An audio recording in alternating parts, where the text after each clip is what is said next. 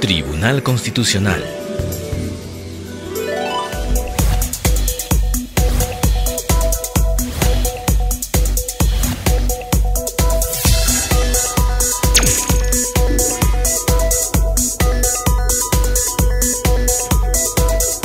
Bienvenidos a la edición del lunes 12 de mayo de 2014 de su noticiero TC al Día, programa producido por el Tribunal Constitucional. A continuación les presentamos los titulares para la presente edición. Tribunal Constitucional valida nombramientos de 2 fiscales supremas. Suspenden audiencias públicas hasta elección de nuevos magistrados del Tribunal Constitucional. Personas con discapacidad visual, acompañados de sus perros guías, pueden ingresar a tiendas Plaza Vea. Rechazan solicitud de cambio de sexo en DNI y partida de nacimiento. Tribunal Constitucional del Perú presenta en España libro sobre libertad religiosa, su jurisprudencia y doctrina. El programa Tus Derechos desarrolló el tema sobre el derecho de alimentos. El Tribunal Constitucional precisó que el nombramiento de las fiscales supremas Zoraida Ábalos y Nora Mirabal por parte del Consejo Nacional de la Magistratura tienen plena validez. El Tribunal Constitucional, mediante resolución suscrita por los magistrados Mesías Ramírez, Eto Cruz y Álvarez Miranda, precisó que el nombramiento de las fiscales supremas titulares del Ministerio Público, Zoraida Ábalos Rivera y Nora Mirabal Gambini, es plenamente legítimo y por consiguiente el título que las acredita como tal, así como el acto de su juramentación, mantienen plena validez, no afectándoles la declaración de nulidad efectuada por este tribunal.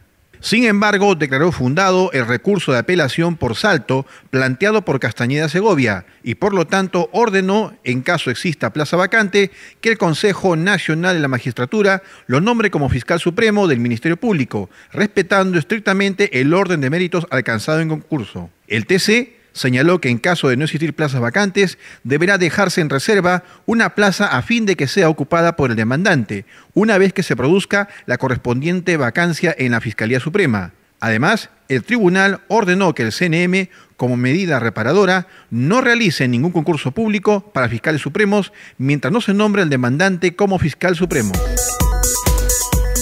El Tribunal Constitucional suspendió las audiencias públicas programadas hasta la elección de los nuevos magistrados, tras el anuncio del Congreso de la República.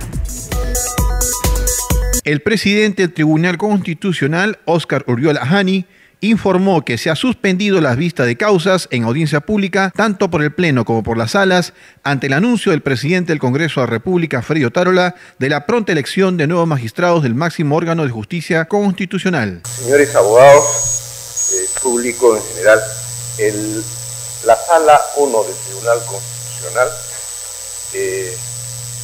ha considerado que la audiencia programada para esta fecha, con bastante anticipación, no se va a llevar a cabo el día de hoy, en vista de que, habiendo anunciado el Congreso de la República la elección de los nuevos miembros del Tribunal Constitucional, sería realmente contraproducente que esta sala se aboque al conocimiento de estas causas cuando probablemente en el curso de la próxima semana o 15 días tendríamos que convocar a una nueva audiencia para una nueva vista de causa con el nuevo colegiado. De tal manera que a fin de no generar inconvenientes a los señores abogados y a las partes interesadas en este proceso, creo que lo más prudente es esperar que ocurra lo que ya ha anunciado el Congreso de la República, a fin de que si no se llegara a producir, tenemos que ponernos en todas estas circunstancias, tendríamos que reprogramar para nueva fecha.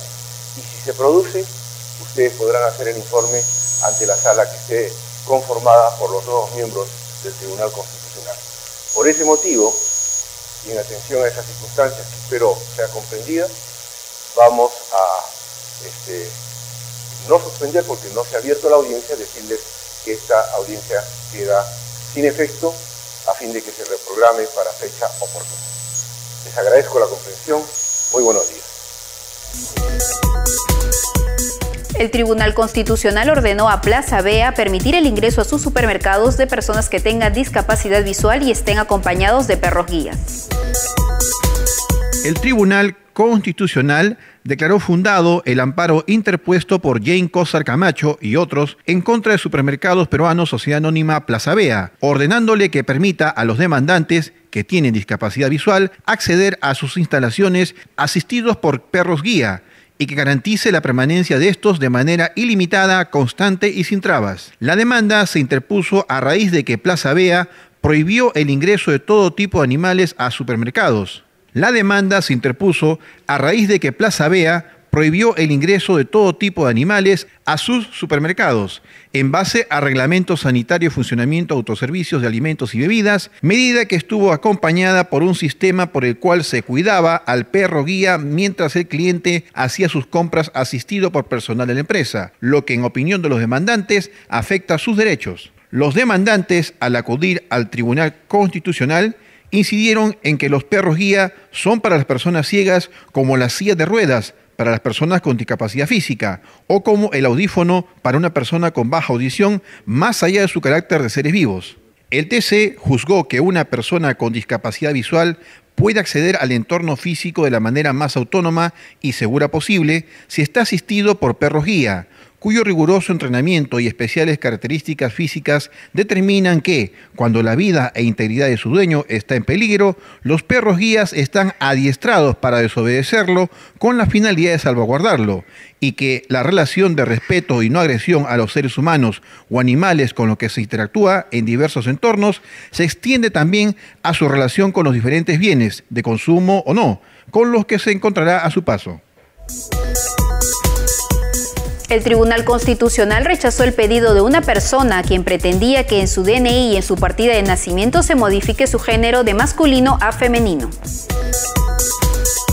El Tribunal Constitucional, con el voto de los magistrados Urbiola Jani, Vergara Botelli, Calle Jayén y Álvarez Miranda, declaró infundada la demanda de amparo interpuesta por un ciudadano contra el Registro Nacional de Identificación y Estado Civil, RENIEC, en la que solicitaba el cambio de sexo en su documento nacional de identidad, DNI, y en su partida de nacimiento. El colegiado precisó que el demandante, identificado con las iniciales PEMM, no presenta un caso de intersexualidad o hermafroditismo que, al momento de registrar su sexo, haya ocasionado un error que deba ser rectificado. Se trata de una persona transexual, es decir, de alguien que muestra una incongruencia entre lo psíquico y lo orgánico en relación a su sexo, que la Organización Mundial de la Salud, OMS, clasifica dentro de los trastornos de la personalidad y del comportamiento.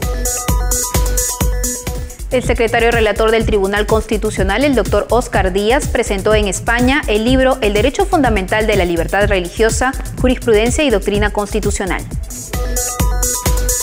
La Real Academia de Jurisprudencia y Legislación de España fue escenario de la presentación de la obra El Derecho Fundamental de Libertad Religiosa, Jurisprudencia y Doctrina Constitucional, publicado por el Centro de Estudios Constitucionales del TC del Perú. El libro tiene como coautores y coordinadores al magistrado Gerardo Eto Cruz, director general del SEC, al secretario relator del Tribunal, Óscar Díaz Muñoz, y al doctor Javier Ferrer Ortiz, catedrático de Derecho Eclesiástico del Estado de la Universidad de Zaragoza. La presentación se realizó el pasado 8 de mayo y estuvo a cargo del doctor Rafael Navarro Valls, académico y secretario general de la Real Academia de Jurisprudencia y Legislación, presidente además de la sección de Derecho Canónico y Eclesiástico del Estado. Asimismo, disertó el secretario relator del TC, Óscar Díaz Muñoz. El derecho de los alimentos fue el tema que se abordó en el programa Tus Derechos. A continuación, veamos el informe que prepararon. Según la definición de la palabra, alimento es cualquier sustancia que puede ser asimilada por el organismo y usada para mantener sus funciones vitales. Cualquier sustancia que sirve para mantener la existencia de algo. Sin embargo, cuando hablamos de todos los tipos de alimento que demanda un niño o niña para asegurar su sano desarrollo, la definición queda superada solo con el plano emocional y espiritual, sin contar otros factores esenciales como salud, educación y vivienda. Aunque para muchos la sola existencia de un hijo nos genere sin necesidad de repensar nada el impulso de producir una serie de recursos para cubrir lo que les haga falta, lo cierto es que una parte considerable de la carga procesal del Poder Judicial la cubren los procesos por alimentos. Jurídicamente, convenciones, decretos y legislaciones protegen a los más vulnerables, los pequeños. En ese sentido, la ley exige a los progenitores, padre y madre, el deber de proveer lo necesario, y si alguno de estos no estuviese en capacidad de asumir o afrontar su parte por algún tema médico o legal, el derecho de alimentos alcanza hasta los abuelos. Es necesario recordar que los devengados o pensiones se consideran o toman en cuenta desde que se interpone la demanda, y desde allí se acumulan si es que no se cumple con el pago regular, monto del que no se puede simplemente desentender, en tanto se puede incluso hasta interponer un impedimento de salida del país contra el pago de esta responsabilidad o incluir al infractor en registros de deudores. La legislación avanza intentando cubrir toda brecha que pueda significar el incumplimiento de este deber. De hecho, hasta hace unos meses se tenía que iniciar acciones legales cada 2 años, tiempo en que prescribía la demanda. Pero una reciente norma aprobada en el legislativo amplía el plazo de vigencia a 15 años, con lo que se ha dado un paso importante para garantizar el bienestar de los hijos. Tiempo que tendrán ahora casos como los de un ciudadano que, al no registrar bien alguno a su nombre, la madre intentó cobrarle el derecho de alimento de sus hijos de su fondo de AFP, a lo que el imputado alegó intangibilidad. Frente a la contraposición de derechos, el Tribunal Constitucional estimó la reconsideración de los jueces, pues hay que atender los derechos de los niños sin afectar los fondos protegidos por la Constitución. Tendrá que encontrarse la manera, pues si no se puede probar por los ingresos, siempre se puede probar por los egresos. Esto es, los gastos del padre siempre pueden ser referencia para fijar un monto que no podrá eludir. Al respecto, Rubén Aponte, funcionario del Ministerio de la Mujer y Poblaciones Vulnerables, recordó que no es necesaria la firma de un abogado para interponer una demanda ante el Poder Judicial. Si en la familia veo vulnerado el derecho de los alimentos de alguno de mis pequeños, ¿a dónde es que tengo que recurrir? Esto también es algo importante que lo preguntes, porque dentro de esta política nacional que se maneja en el país a favor de la infancia y la adolescencia, el Plan Nacional de Acción por la Infancia y Adolescencia 2012-2021, que se dirige desde el Ministerio de la Mujer y que cuenta con la participación de todos los sectores, ¿no? Ministerio de Justicia, Poder Judicial, Fiscalías, todos en general, establece unas metas al año 2021, que es el año de nuestro segundo centenario de República, en el que uno de los objetivos estratégicos tiene que ver con la protección de derechos a favor de los niños. Se busca que de acá a unos años en el Perú sea más el índice o se respete con mayor contundencia lo que son sus derechos. ¿A qué viene esto? Nosotros, de manera coordinada con los otros sectores, Poder Judicial, Ministerio de Justicia, Fiscalías, se impulsa diferentes servicios o mecanismos para que las personas accedan a la defensa de sus derechos. ¿Es que están dónde? Sí. Entonces, por ejemplo, si una persona, estamos acá en una ciudad, ¿no? Lima, tengo el problema de que a mi hijo no le dan los alimentos que le corresponde, pues tengo yo abiertas las puertas de una defensoría del niño y del adolescente, una de MUNA, por ejemplo. Puedo ir y solicitar una orientación, solicitar una conciliación. Asimismo, podría yo ir a un centro de conciliación del Ministerio de Justicia y solicitar una conciliación para quien es el acreedor alimentario. Ya, pero ¿qué pasa, por ejemplo, que el señor no le da la buena gana de asistir a la conciliación? Si no hay un ánimo de conciliar, pues ese es el otro mecanismo donde ya entran los operadores de justicia. Puede ir esta señora al Poder Judicial e interponer su demanda. Con las últimas modificaciones que se dieron al Código Procesal Civil, al Código de los Niños y Adolescentes, la persona no necesita ni siquiera pedir la firma de un abogado para interponer su demanda ante el Poder Judicial. Puede ir de manera directa. Por eso es de ahí también importante el rol que a veces en las defensorías del niño y adolescente de orientación, porque habrá que hacer un escrito. Por su parte, Julio César Barrenechea, experto en Derecho de Familia, recordó que el Código Civil establece que todas las remuneraciones e ingresos del obligado pueden ser embargadas hasta por un 60%. El Tribunal Constitucional ya en varias oportunidades ha sostenido que parte del debido proceso, que es un derecho constitucional, está la congruencia, ¿no es cierto?, de las resoluciones. Y efectivamente aquí lo que establece es que al momento en que el Poder Judicial ha dejado sin efecto, ¿verdad?, para efecto de las utilidades, este embargo, no ha explicado la razón y por lo tanto considera que ha habido ahí una indebida motivación o no ha habido motivación en la resolución que viola el derecho a un debido proceso de, en este caso, la solicitante de la acción de amparo. Claro, quiere decir que se recurre al Tribunal Constitucional no tanto por el tema alimentario puro y duro, correcto, sino porque hubo una primera resolución judicial que dispone que se afecte por todos los ingresos que percibe el trabajador, y luego hay una segunda resolución judicial que de ese total excluye el tema de utilidades. Y sin explicar y sin dar una debida motivación por qué finalmente, a pesar de que ya había una resolución, finalmente excluye ese concepto.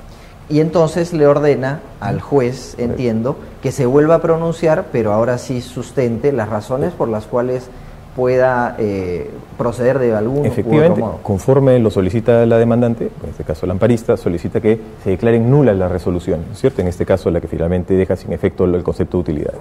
Y el argumento que expresa el tribunal es que efectivamente ha habido, ¿no es cierto?, ha habido una impropia de motivación de las resoluciones, y en segundo lugar ya va un poco más al fondo, y lo que establece es que, de acuerdo a la norma del Código Procesal Civil, el artículo 648, las remuneraciones y todos los ingresos por concepto de alimentos puede ser embargado hasta el 60%. Entonces el tribunal finalmente un poco ya, dando un poco más, ¿no es cierto?, de orientación y de luces a los magistrados, dice, si la propia norma del Código Procesal Civil establece que es embargable hasta el 60% del total de los ingresos, deben estar incorporados todos los ingresos que por todo concepto pueda percibir, ¿no es cierto?, justamente el deudor alimentario en beneficio del alimentista. Entonces es un pronunciamiento importante de protección finalmente a las personas que solicitan una pensión de alimentos. Bien amigos, hemos llegado al final de su noticiero TC al Día, programa producido por el Tribunal Constitucional. Los esperamos la próxima semana con más noticias.